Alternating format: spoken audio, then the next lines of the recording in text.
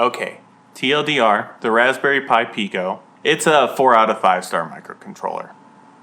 With that said, what the fuck does a 4 out of 5 even mean? Like, why would you rate a microcontroller that way? That doesn't make any sense. So let's talk about that. How should you review a microcontroller? And what does it mean to be a good microcontroller? Let's have a discussion. I think a good way to do this is to look at my last video on the Pico and see how that was received. Alright, according to the dislike bar, that video was not very well received. So let's kind of dig into it and see what you guys had to say about it. And you know, maybe the old adage is true. The fastest way to find out something is to be wrong on the internet. The way I'm structuring this review is I'm summarizing a group of comments. That group of comments generally has one idea, and with that idea I add extra information and show any experiments I also did with it. And after I do that, I'll give my full thoughts and my current stance on that particular aspect of the Raspberry Pi Pico. Understand, I can't respond to every single comment that was made on my video, or this whole thing would take over 2 hours and it wouldn't be useful to anyone. And even if I did respond to every single comment, I doubt I can communicate perfectly. So my goal for this video is to just provide a resource that is useful and interesting to the people watching it. I just want to add that there are some engineers on that other video that actually know way more than me about microcontrollers and could probably engineer circles around me. And I'm like super glad that they came and commented on my video. So yeah, I definitely recommend going over to the previous video and looking through those comments and kind of digging through them, because you'll definitely find some nuggets. A big reason people gave for buying the Pico was price. So MSRP for the Pico is $4, which is ridiculously cheap for a development platform. And some people were even able to get it for $2 at their nearest micro center. They were sold out of Picos when I tried to go there, and I just had to order one online. So when I bought the Pico, it was the $4, but I had to pay $6 shipping. I think they're in stock now, but check your local electronics store. At this price, it's pretty easy to understand why people would like it. I mean, $4 is really cheap for a development platform. And if you're already gonna make like a DigiQ order or a Mauser order, then just throw a couple of these bad boys on there and you're good to go. If you're looking for a new platform or you want something different like this can do that the other kind of pre-canned solutions you have can't really do, then I think it's pretty easy to recommend the Pico, or should definitely be in your consideration, if not the option you choose. Now, if you already have something you pretty well developed your solutions for, I think that becomes a little bit more of a gray question, so let's dig a bit deeper into that. For use of MicroPython and CircuitPython, the Raspberry Pi Pico slots between no-name AliExpress eBay microcontrollers and Adafruit series of microcontrollers. And I think it works really well for medium quantity type projects. So medium quantity type project would be anything that you're doing in quantities from roughly 10 to 1,000.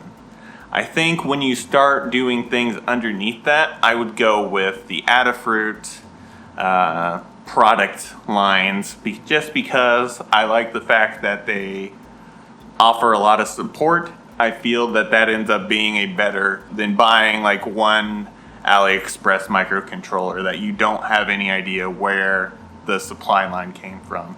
When it gets past the 1,000 quantity of controllers, I'd recommend going to more of an integrated solution. So the Raspberry Pi Foundation is going to release the RP2040 chip. That's basically the chip that this is a development board for. They're going to release that in rolls, so you can buy that, put it in your pick and place machine, and then use it in your project. So I would recommend using this as your development board and then eventually creating a new board, a unique board for your project. And I would also recommend looking at various other ARM on other microcontrollers and seeing if there isn't something better for cheaper than that option. Hey, I just want to also pop up this email saying, hey, they're going to offer microcontrollers. I think it's already been released. Hey, it turns out I was right. DigiKey has them on their website. You should buy them there.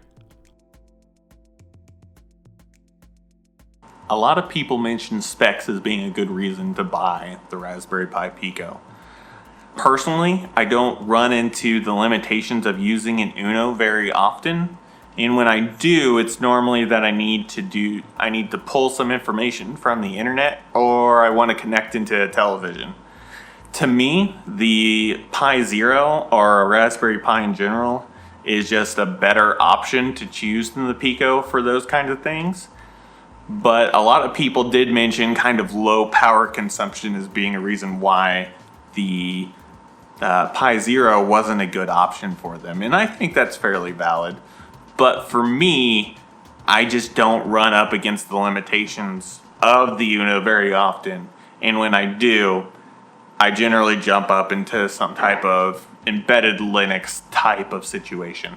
I don't want to discount that there are a lot of projects that would really benefit from using a Pico over a Zero, even though I've made a lot of comments basically where I said, hey, the overlap between what the Zero can do and the Pico is really large. And one of the things I didn't consider when I said that was the amounts of power consumption you get from the Zero and the amount of power you save using the Pico. So anything that would be like you're going to do long-term data collection where you have a battery, I think the Pico would do a better job than the Zero. A good imaginary project that I thought would be good for the Pico, and yeah, like you needed to do data collection that does serial via a headphone jack. That's a really great use of the Pico because it's low power data collection and you're doing some type of serial communication that's kind of odd and weird that you wouldn't normally do. So I would like to make it a feature of my channel where I do spec testing for a lot of these controllers. So I actually test the power consumption of a lot of these products. Because really the only way we get a lot of this information about the power consumption is from the manufacturer's data sheets. And while I assume they're kind of true, they do have a vested interest in making their products look better. I think it would be kind of interesting to see how many of the datasheet specs end up actually being real and not. So if you'd like to see that, just leave a comment below and I'll consider actually doing some of that stuff.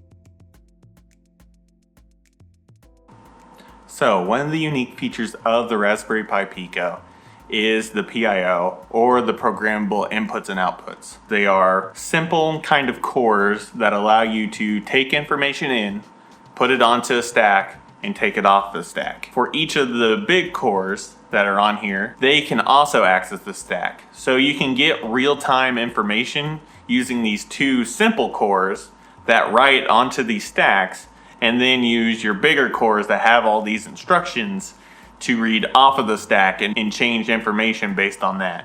What it's designed to do is it's designed to help you deal with unknown serial protocols that need super fast instruction timings that normally the two slower, bigger cores couldn't do. I think these are pretty dope. Like, I kind of love doing real-time kind of stuff. And yeah, like, if I needed to do a proprietary protocol, this would be the best choice. Like, if you're going to reverse engineer a bunch of protocols, I can't think of a better controller than this one to deal with that.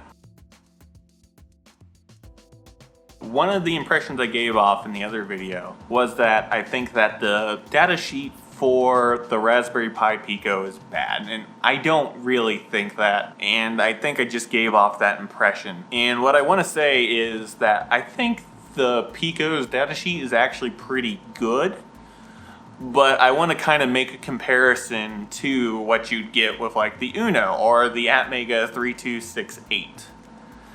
So when you look at both of these controllers have two massive data sheets.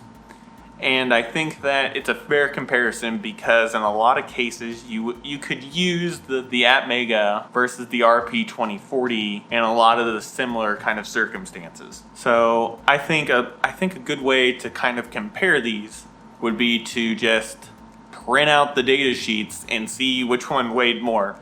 Yeah, I know it's kind of determining value based on the weight of ink, right? I think it'll give us a good idea of the type of documentation that goes into each of these projects. Here's the stack for the Atmega 328P. It's roughly 557 pages front and back.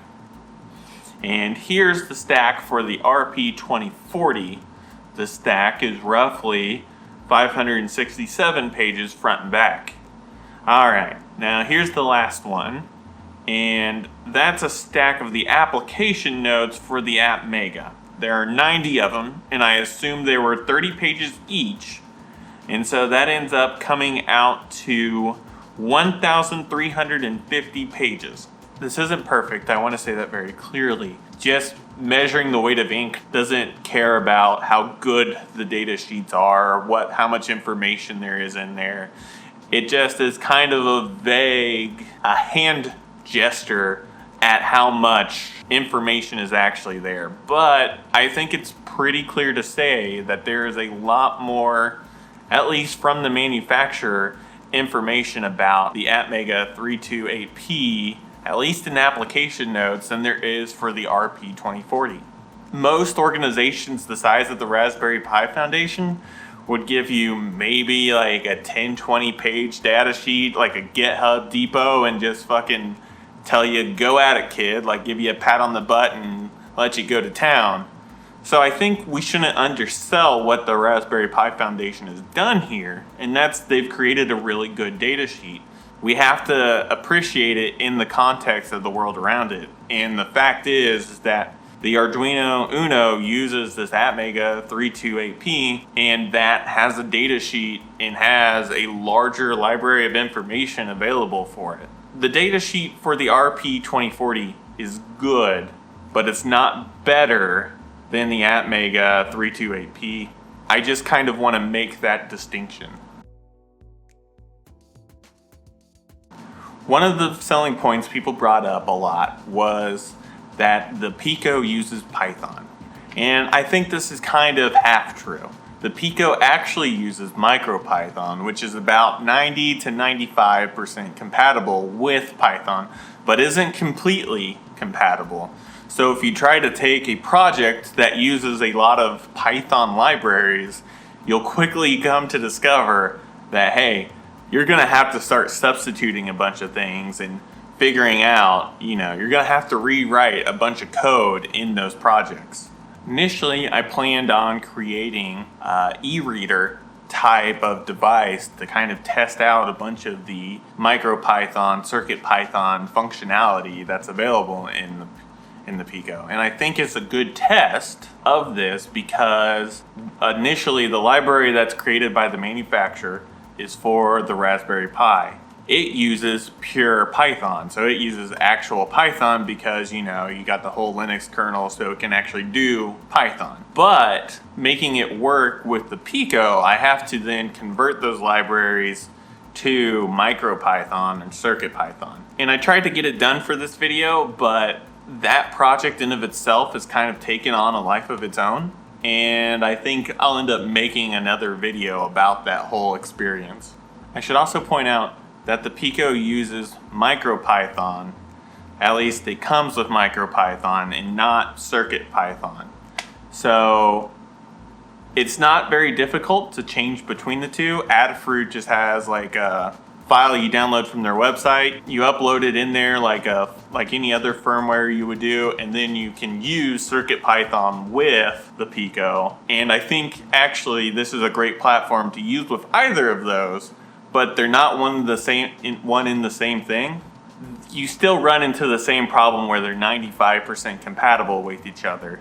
So if you have a project that uses MicroPython and you want to use CircuitPython, then you'll run into some issues. And if you have a project that uses CircuitPython and want to use MicroPython, you'll run into some compatibility issues.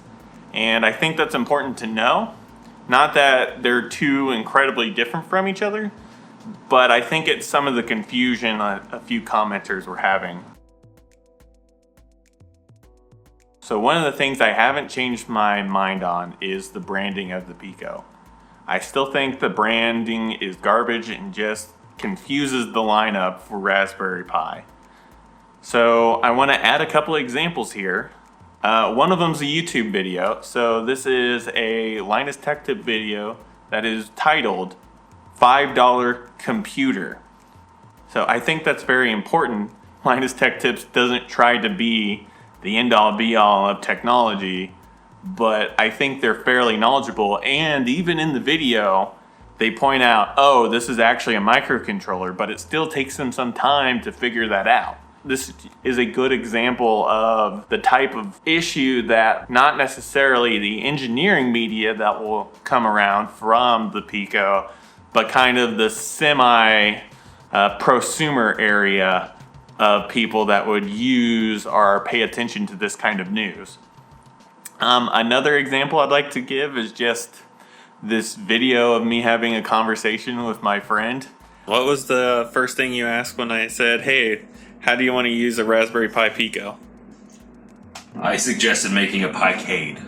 Like, I think that pretty much perfectly sums up my point. The branding of this sets an expectation of it, and that expectation of it is that it's a computer. And I wish the Pi Foundation did something to make that very clear that it's not a computer. Yeah, so here's some comments that I just want to throw up if I didn't have anything to say about them. And some of them are just troll comments. Okay, so here's some comments I just found real interesting. And since they're very specific, I'm going to read from my script that I made to make sure I get my thoughts more accurate about these particular comments, just because I found them to be interesting or have some thoughts that I want to point out very specifically about these ones. I think this is an interesting thought. I imagine that any company with a microcontroller division would be jumping at the opportunity to be in a dev board that could be as ambiguous as a Raspberry Pi. However, I imagine between ARM and the Raspberry Pi Foundation, it's more of a marriage of convenience than any true push from either organization. Even being incredibly generous, the Pico wouldn't even make a dent in the $1 billion plus revenue that ARM makes. Most of that's made from the licensing and the B2B sales. So I don't think that there's truly any connection between like ARM's vision and the Raspberry Pi's Foundation's vision. So this guy has a cool project. I don't show it in the comment here, but he's building an EEPROM programmer. And I think that's kind of the perfect project for a board like this. Basically, the ability to change stuff quickly with MicroPython and like the iterative nature of a project like this, where you decide, okay, I'm going to make it work for this chip today, and you do that, and then the next week you make it work for this chip, and you need to make a few changes, make a few tweaks, add a bit of circuitry. The fact that you're using MicroPython for this, that makes a lot of sense, and it's low quantity, so using MicroPython is a good idea because you don't necessarily need all the performance benefits you'd get from writing in C or assembly, but you still need to be able to like write quickly, and you still need to be able to have a lot of the functionality that you can only get from writing custom code. And it's also like $4 to $9 depending on how you get the Pico to make a project like this, instead of buying a EEPROM programmer, which, God, last time I priced that, it was like $100, $200, something insane like that. Hey, I think this guy makes some solid points inside of his comment, but I more wanted to point out that I am posting these videos to Odyssey. I want to just shout this dude out and say, hey, you should watch videos on Odyssey.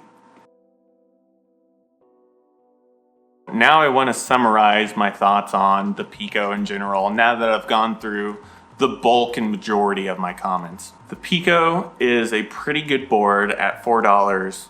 And I think if you're looking for something new, or you find some feature on the Pico that you find interesting, at that price you just can't lose. I'll never recommend just spending money for the sake of spending money. If you don't see any feature on there that you really want, then I wouldn't bother buying it. I still think the branding for the Pico kind of sucks. I think it's important to add in this video that it does suck. Not so much that it affects me in my ability to understand what's going on, but because the unique position that the Raspberry Pi Foundation's in, where they can kind of help set the language of this particular market with the general public, it would be nice if they'd spend more time thinking about these things. Because the way I explain electronics to my friends is important, not because I won't understand it, but because society works better if we understand what's going on inside of our electronics than just how to use our electronics. So if you made it this far, thank you all for listening to my hot takes on electronics and my thoughts about electronics. I hope to post more videos moving on out, and I don't get super busy with work again. If you disagree with me on something about this, or maybe, you have some awesome ideas of your own, feel free to leave a comment. I obviously read them, and I will gladly take you on verbally, and I will verbally spar with anyone. So like, subscribe, comment, and I'll see you in the next video. By the way, real quick, I include all of my references and all the links for all of the things I used in this and all the places I'm posting this down below in the Google Doc. So bye again.